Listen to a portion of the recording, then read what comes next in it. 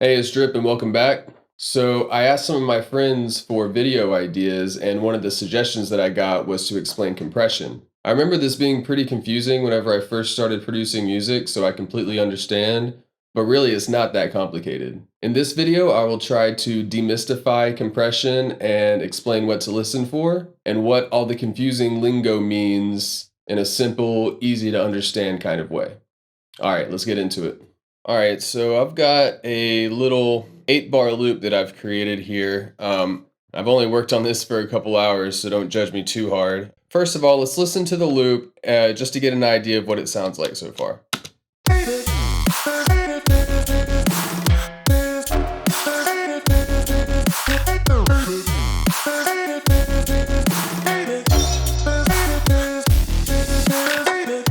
Okay, so that's the loop. Now in this video, I want to show you how I do bus compression. So I have everything except for the kick and snare essentially routed to this sidechain bus right here. So I'm going to start off with using the Fruity Limiter, which is native to FL Studio, because it's pretty visual. And then I will move on to this compressor, which I've been loving lately, and it's a little bit less visual. So I'll show you how to get a similar sound out of two different compressors. The main thing that I'm wanting to get across in this video is that compression is used to make sounds fatter. It's used to decrease the amount of dynamic range, which makes a sound fatter. And it also creates movement in the mix. So the first thing I guess I wanted to go over is the threshold, which is depicted by this line right here in the Fruity Limiter. And this just tells you in dBs when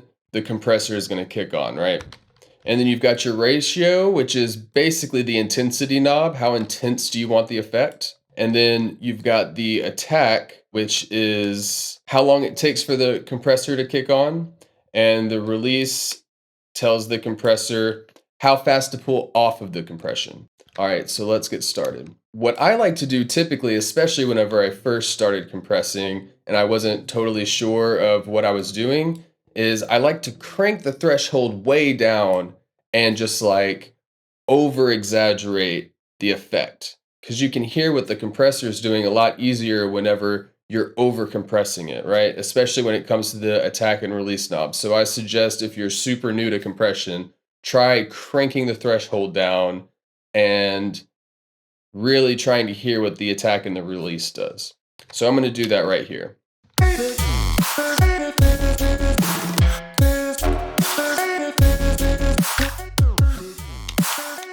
Yeah, so like you can see, we're way over compressing it right now, but this is really going to allow us to hear what the attack and the release is doing. So typically, whenever I'm doing this method of over compressing, I like to adjust the release knob until I feel like it's at a good level, and then I adjust the attack. So let's do that.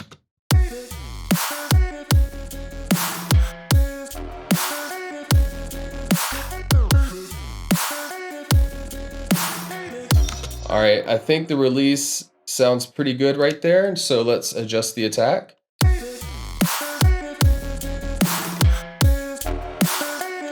All right, so you can tell that the mix gets punchier whenever I crank up the attack, and the release is probably a little bit harder to hear. So whenever I crank the release all the way up, as you can tell by this white line right here, it's taking forever for the compressor to come back to 0 dB. But as I lower the release knob, it's going to be bringing the volume back up a lot quicker. So watch as we do this.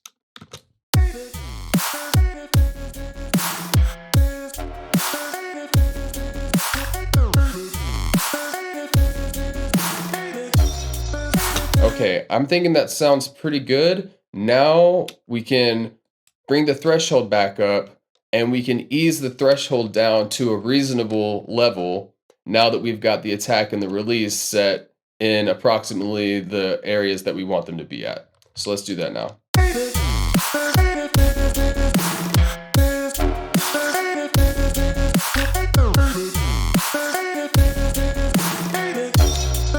And I think that's a good level. Now we can adjust the ratio to decide on how intense we want the compression to be.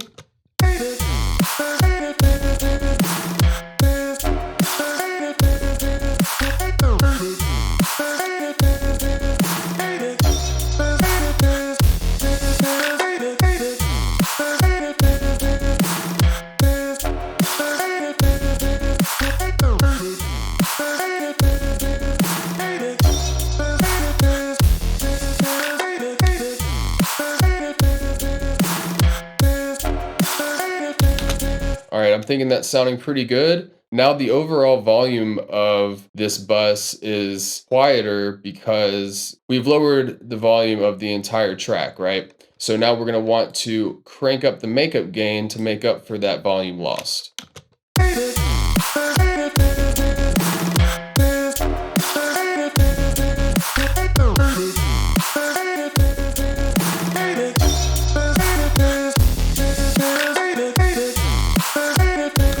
Okay, so now let's turn the compressor off and see what it sounds like before and after.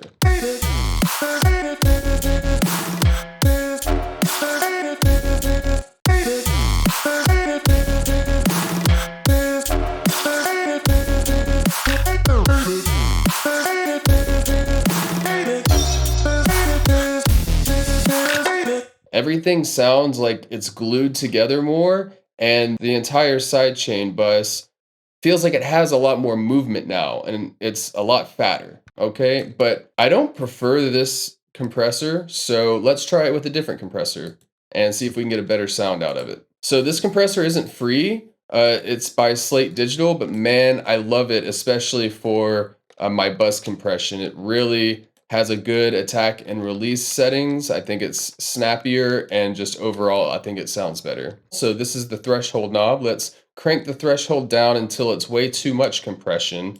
And then let's adjust the attack and release settings until we feel like they're sitting in the right spot, and then ease back on the threshold, just like we did on the Fruity limiter.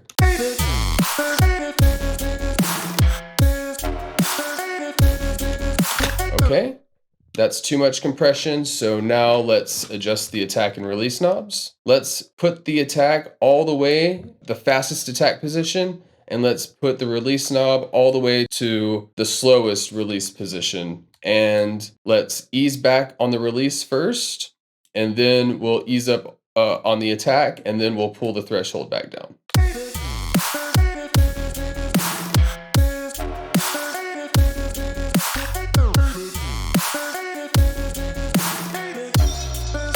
Okay, I think that's pretty good on the release. Now really listen to how the release is reacting. Right here, the release is easing up on the compression too slow, so the compressor isn't moving in time with the track. But whenever I put it right around 2 milliseconds or 1.5, that seems to be the sweet spot where the compression is easing up in time with the track, right? So I'll show you at max release, and I'll show you again at 2 milliseconds, and see if you can hear the difference.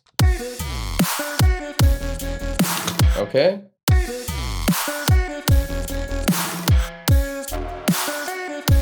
Yeah, I think it's better at 1.5 milliseconds.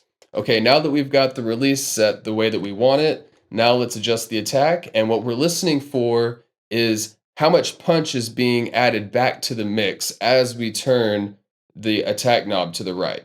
Okay, so let's do that.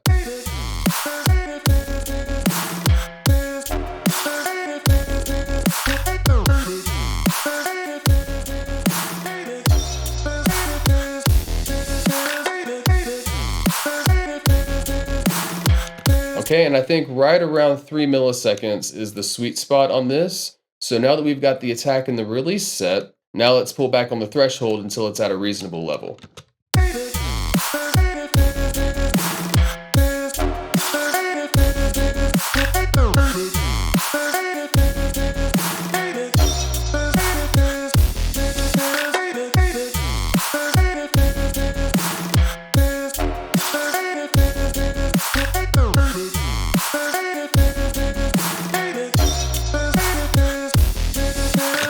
Okay, and now that we've compressed the sound, it looks like we're getting an average of about 3 decibels of gain reduction. So we're gonna have to make that gain up. So let's turn this up to about 3 dBs and see what that sounds like.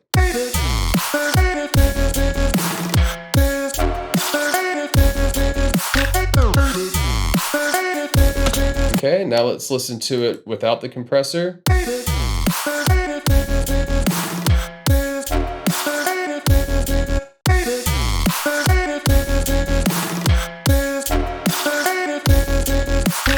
It's a lot fatter, right? It's got a lot more movement, and it's moving in time to the track, which is great. Okay, there's a couple more things I wanted to go over in this video.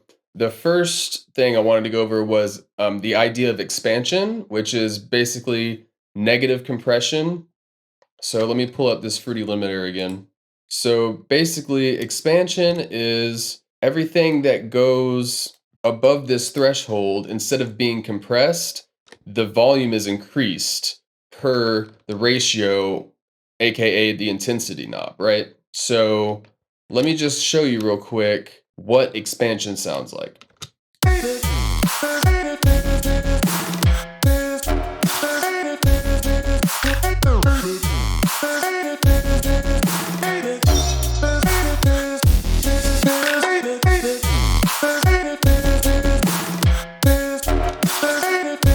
You can see everything that's going above this threshold right here, and you can tell by all of this green is added volume. So everything that's above this threshold is being boosted by this ratio, aka the intensity knob. So now that you can see visually what expansion looks like, I wanted to go over what OTT is.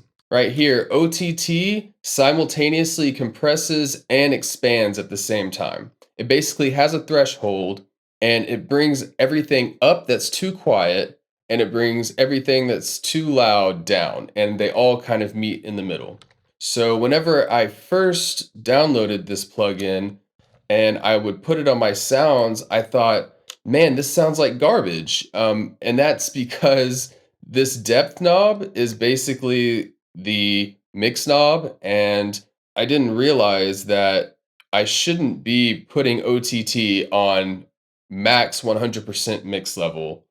Sometimes I put it on a sound and it sounds good at 100% mix, but I mean, like 99% of the time, I'm cutting back on the mix level. And whenever you do that, man, it just really adds something special to your sounds. And if you're making EDM music like I am, this plugin is going to be essential, and it's 100% free. So definitely go grab it. So let's go over this. So like I said, this depth knob is the mix knob. This time knob is essentially going to be the release knob. And if you pull it to the left, the release is going to be quicker. And if you put it to the right, then it's going to be a slower release. It's going to make the sound flatter, right? And then down here, you've got essentially the mix knob for the downward compression and the upward compression individually, right? And typically, whenever you put OTT on one of your sounds, the first thing you'll notice, other than the fact that it brings a lot of noise into the track, is that the transients are pretty much non-existent. So what I do to bring the transients back to the sound is I lower the downward compression mix level, and that really makes it more dynamic again. So let me show you what I mean. So right there, the transients are all gone and it's just a flat sound. But as I turn this downward compression mix knob down, it'll start to bring the transients back into it. You see how much more fuller it is and how much more alive it is now? It's not so flat anymore. So now the next thing you want to be aware of is this release knob, or the time. So this is kind of a wobbly wubby sound. So I'm not wanting it to be flat. Like, maybe some atmospheres might sound good if you have a longer release time, but with this sound, I'm wanting the release to be quick. So let's adjust the release knob to a quicker timing and see what it sounds like.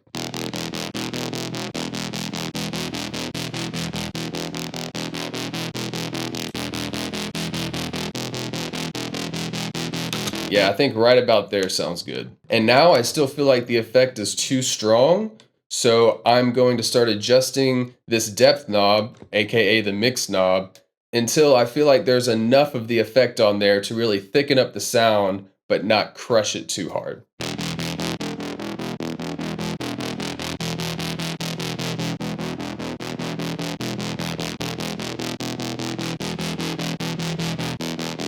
I think that's pretty good, right at about 70%. Let's listen to it without it.